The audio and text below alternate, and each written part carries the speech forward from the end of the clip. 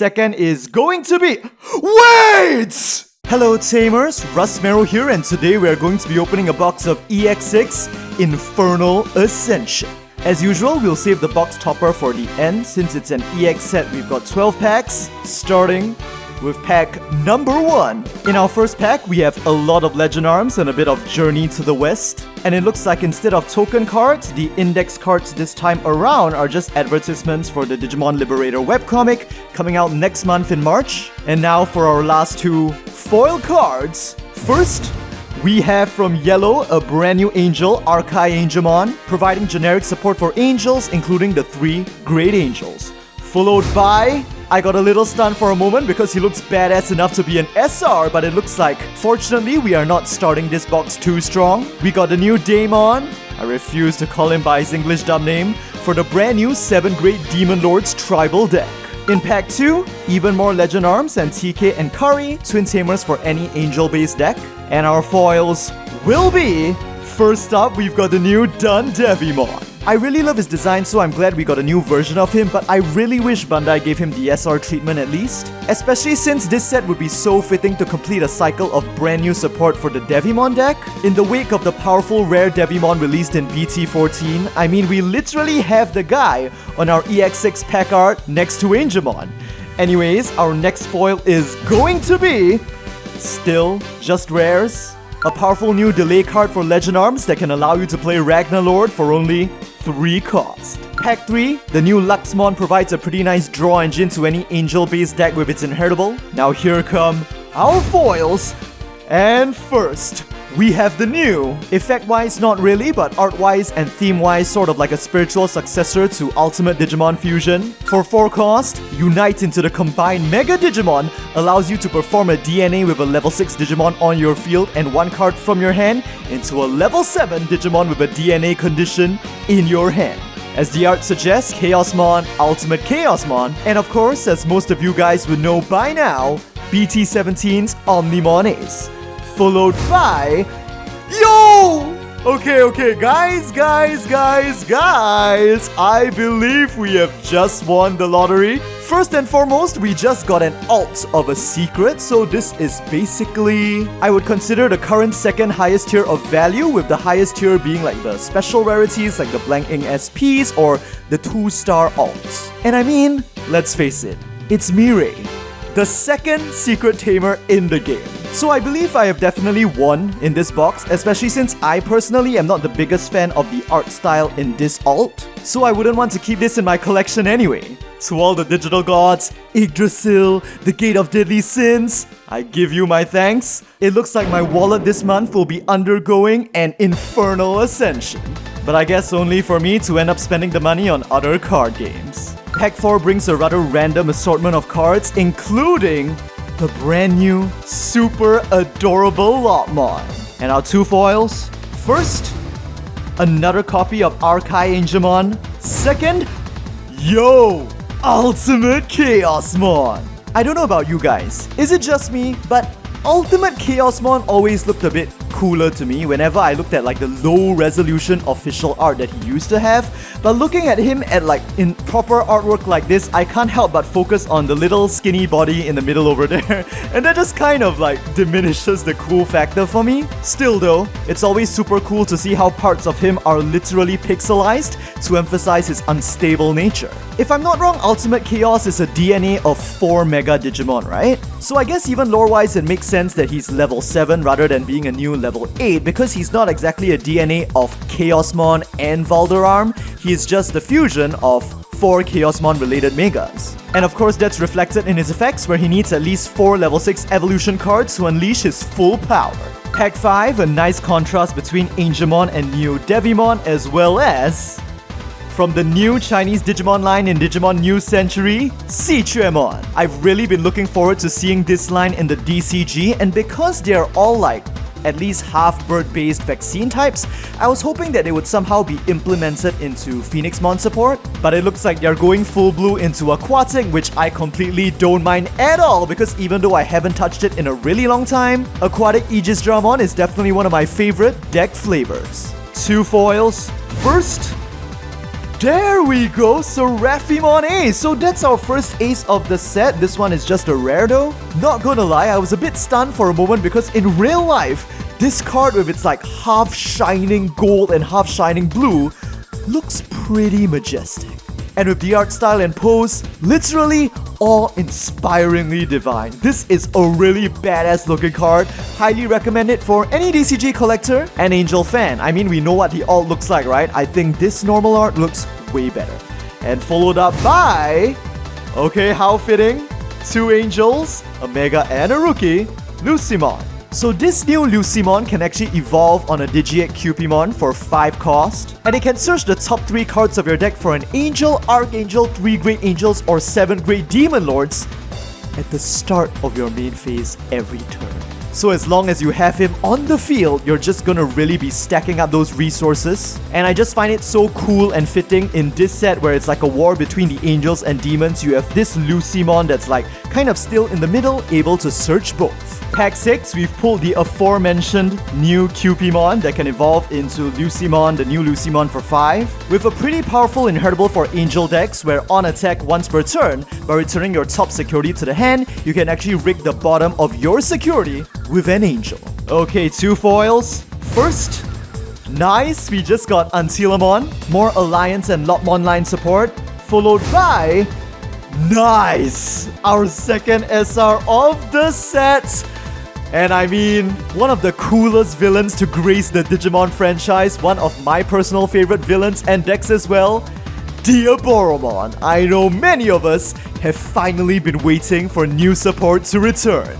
This new one spawns a Diaboromon token on evolve at the start of your main phase and when your opponent plays a Digimon, while giving all of your other Digimon with Diaboromon in their names jamming and blocker. So ram them into security as much as you want, they will survive unless your opponent deletes them to attack once more the next turn or leave them unsuspended to protect the original.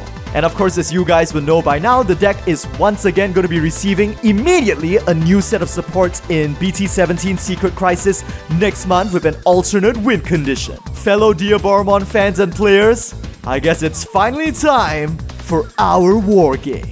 Pack 7, we're seeing mostly familiar cards at this point. 2 foils. First up, another of the rare 7 Great Demon Lords. We've got Balthamon Rage Mode. And I just absolutely love the artwork on this new variant of this guy. Although unfortunately, I don't think he will be much support for the actual Balthamon deck. Followed by... there we go, this is the Tribal Delay option card for the 3 Great Angels. That ultimately allows you to recover by rigging your security with a 3 Great Angel, and later on, play it for free. Pack 8 with new Zubamon and our 2 foils. First, and following the 3 Great Angels one, now we've got the delay for 7 Great Demon Lords. Likewise, it allows you to ramp your Gate of Deadly Sins with a 7 Great Demon Lord and later play one for free. Followed by... that should be our 3rd and final SR. So it looks like our SRs are pretty evil today. We're ending off with a new card for Lilithmon. She has a pretty vicious effect that gives an opposing Digimon the effect to delete itself at the end of its owner's turn. This allows her to bypass many types of protection because now that Digimon is being deleted by its own effect, not the opponent's. So a pretty nifty and interesting card overall, other than featuring in Tribal 7 Great Demon Lords. I believe and hope that in future sets she will have the chance to shine in her own deck, perhaps with her X evolution. Pack 9, I believe we've seen all these cards already. As for our 2 foils, unfortunately I already know what the first one is because the bag gave it away. As a Digi-8, it has to be... there it is, the Gate of Deadly Sins. Honestly, I think this card is worth getting just for collection purposes alone. It just looks so badass. And can you imagine a page in a 3x3 binder with this gate in the middle surrounded by the 7 Great Demon Lords and maybe Ogudomon in the bottom? That would just be so good. And I guess I've now ended up giving myself that idea. Anyway, number 2 is the legendary Sword of the Legend Arms, Durandamon. Pack 10. First, that's a new one. A new rare Spadamon providing a lot of draws for Legend Arms. Followed by Antilamon. Pack 11, a lot of evil purple Digimon. Ferrismon is new. 2 foils. First, I think, let me focus up, but that should be, yup, Lilithmon, the ultimate shield to match with the legendary sword. All we are missing now is RagnaLordmon, although I guess we are out of SR and above space to pull him.